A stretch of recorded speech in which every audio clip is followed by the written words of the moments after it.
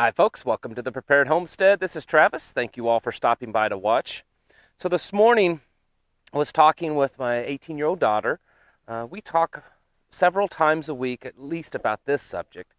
She usually comes to me and she's like, what's the latest news? How bad is it out there? What's going on?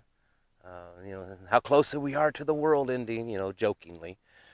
And she's very smart and very awake for her age. She's, very much aware of the things that are going on. And so we talk. And this morning we were doing that, talking about what's going on. And both her and I agreed, she kind of said it, and I agreed with her, that there's just this like ominous feel around the world with all the things that are transpiring and that have transpired.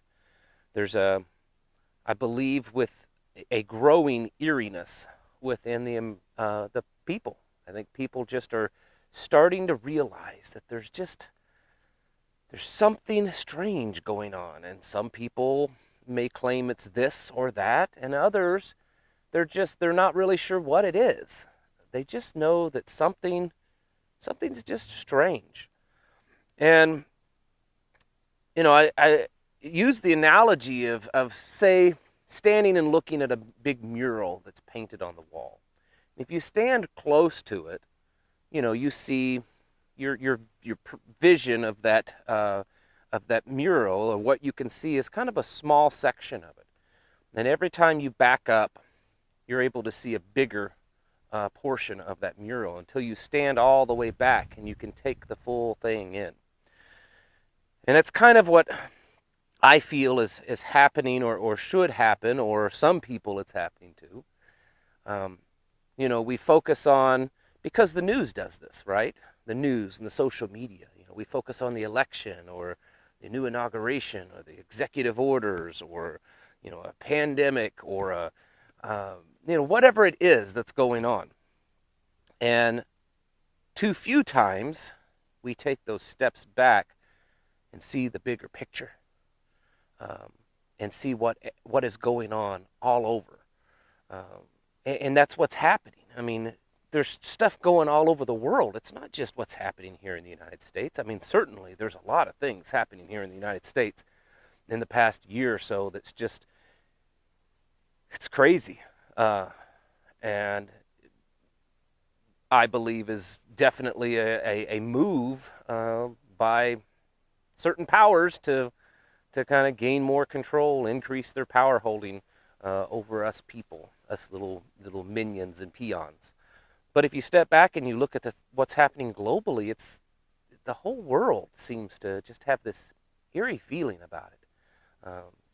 Places in Europe that most people would consider them to be, calm and peaceful places to live, and they're protesting very violently against their government. Russia has had hundreds of thousands of people protesting. Over 5,000's been arrested. Taiwan and China and Iran, and then the all of a sudden, out of nowhere, peace in the Middle East between Israel and certain other nations there. And then here in the United States, just this almost radical change in government overnight, with numerous, probably too many to count at this point. At least I don't know how many. I think over 40 executive orders, and it seems to be every day new ones. And just a strangeness with this new administration. In 2 weeks' time, I think the only thing that we've seen the president do is sign executive orders. It's just a lot of oddness going on. And I think that we all feel that. We all feel the drain of this past year. We all feel it, not just because of the actual things that's happened, the health crisis, maybe lockdowns, if you've gone through those more than others, maybe economic and financial hurt that you've endured. Maybe you've lost your job, maybe you've lost your home. A lot of stuff's happened. And so a lot of people have this feeling that something's up, something's wrong. And then there's also this belief that we are living in the end times, that the end of days, the last days, maybe the beginning of a tribulation period. Some of some of us believe that, not everyone, and that's fine. And even the ones that don't, I think can admit to that there's just strangeness that's going on. Well, I also think that we're entering a period, a cycle, whatever you want to call it, to where we could make positive improvements. We talk about this great reset, and most of you know about it. Most of you know that it's just a move by globalists to gain more control and power and manipulation over the people. But the truth is we need a reset. There needs to be a reset. Look at things around us. I mean, we live in a world now that gender is relative, that true masculinity and true femininity are bad, are wrong. We live in a world that, truth is lies and lies are truth, and it's everything's just topsy-turvy right now. And if you look throughout history, which is one of my favorite subjects, does in fact go through kind of cycles. And you see throughout history where cultures became more traditional, and some became more progressive, and they kind of bounced back and forth over time. And we have been going through this cycle of becoming more and more progressive and further away from the truth and away from the Bible and away from God. And maybe this is a opportunity, kind of like what they say with the Great Reset, for us to have the pendulum swing back to traditional values of rekindling the family. There's not been a resurgence of family values in America in a long time.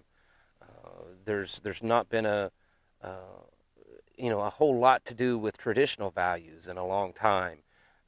There's not been a whole lot of encouragement and development of true masculinity, of teaching our sons what it means to really be a man and how to behave like a man and how to lead like a man and how to love your wife and your family like a man. And the same way with women.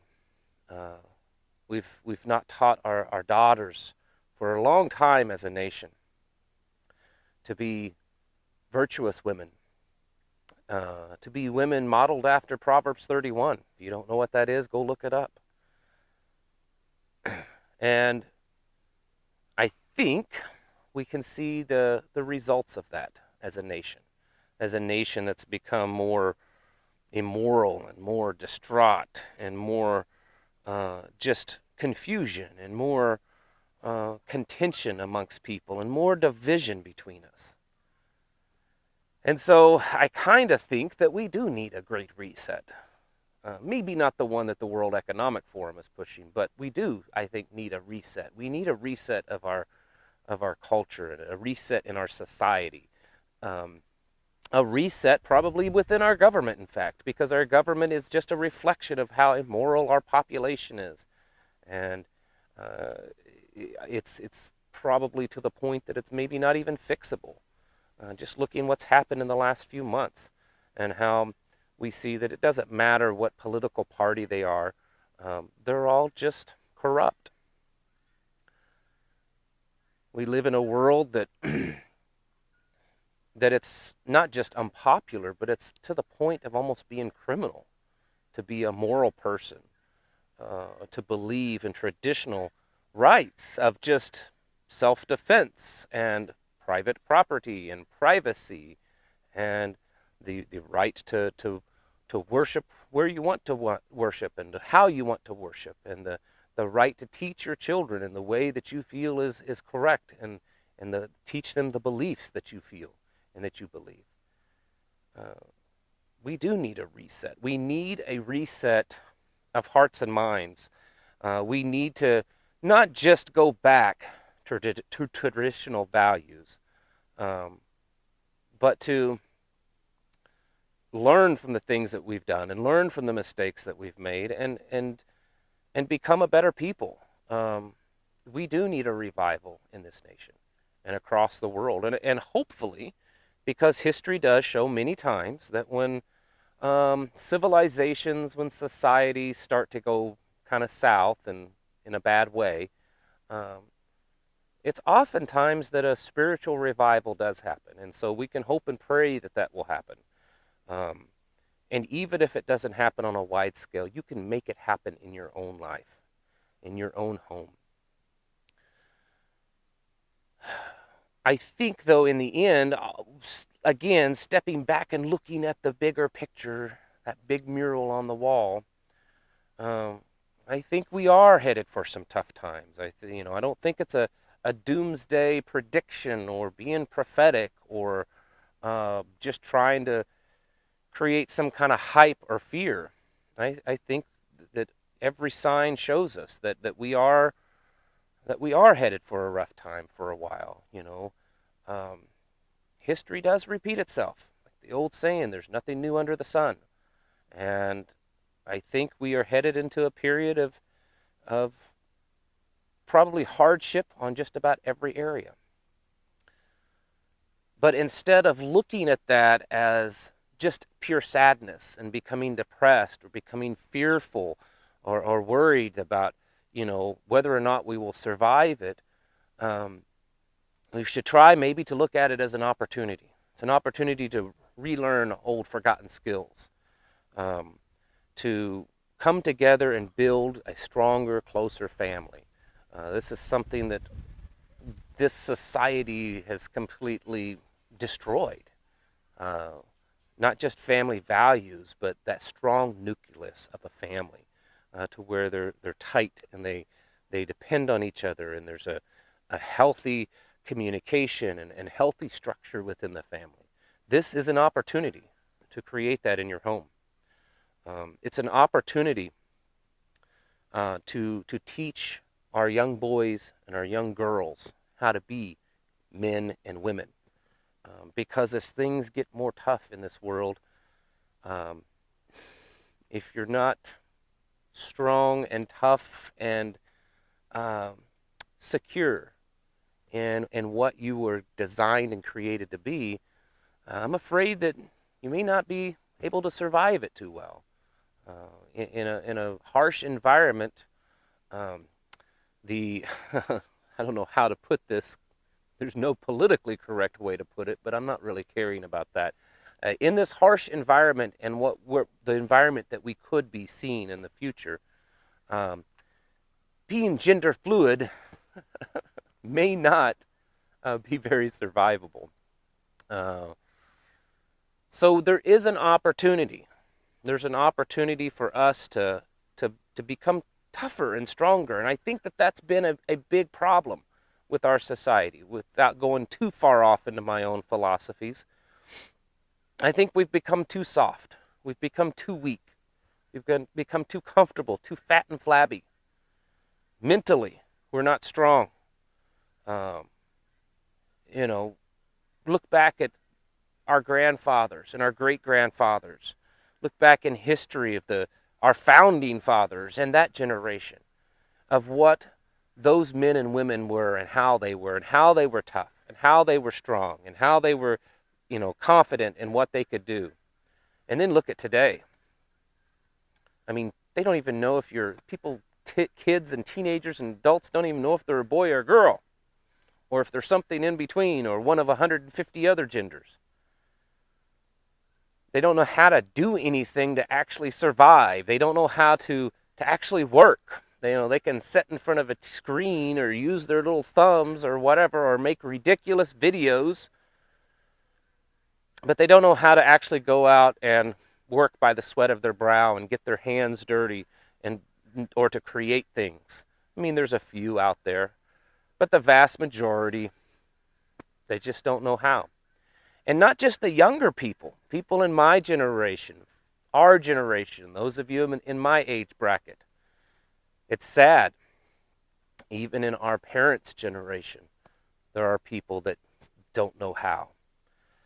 And I think we've just become a weak society. Um, Not just weak on this in a political sense, because I think we have in a lot of ways, um, but weak in just in general as people. And so hopefully the things that are ahead will see a revival of returning back to not just traditional values, but developing a strong mind and a strong body and a strong heart, and and uh, to not glorify weakness in the way that our society does today. So when you're planting your gardens, and you should be, when you're working around your little farm, your house, your homestead, when you're teaching your children how to preserve food, how to purify water, how to tend to a wound or set a broken bone, or take care of your chickens or your goats or your sheep, or go on hikes or build a fire or shoot a gun, or clean a deer and process it. Don't just look at it as a struggle or worry that this may be your life or that will things get worse. Look at it as a gift, really, as a gift to teach our children and to teach ourselves, um, of the ways that I think we were more meant to be. I don't really think that we were created and with this and intended to live in a such a technologically modern and philosophically, you know, enlightened world. I think I don't believe that that's how we were meant to be. I think that we were meant to be more in a natural world. That's why it was created. If we were meant to live in a modern world, then that would have been created for us. So look at it as an opportunity to to to teach our children and to teach ourselves the ways that we're probably meant to be anyways. And while we may go through some pretty hard times here in the future and even in the near future, um, I think that if we do things right and if enough of us stand together, I think it could actually turn out for the good. Um, because we are certainly great reset, health crisis, new administration, whatever. It doesn't matter.